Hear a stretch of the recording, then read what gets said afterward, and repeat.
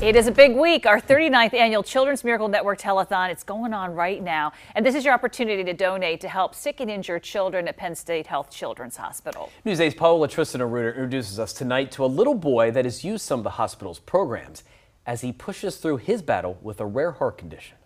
Kenny Baranowski is your typical 7-year-old. He's got energy, likes a lot of fun activities, gymnastics, baseball.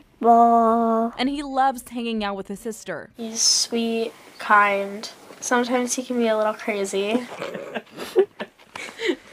But yeah, no, he's awesome. The only thing that's a bit different is how his heart works. When Kenny was in womb, out of the 4 chambers of the heart, his left ventricle didn't form. Kenny's heart was going to work a little bit different in the sense that he didn't have all those chambers to allow his body to receive the oxygen that he needed. When Kenny was born, he was lifelined to Penn State Health Children's Hospital, where he was diagnosed with a rare heart defect called hypoplastic left heart syndrome.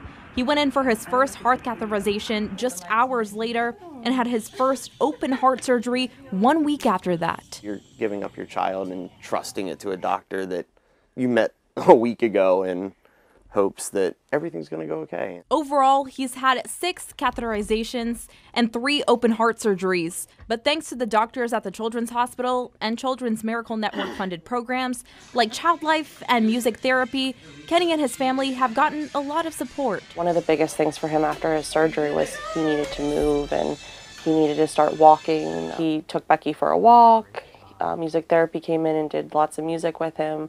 And so that really helped him to move around. Now with a stent in his heart, he's going to need ongoing care and other procedures down the line.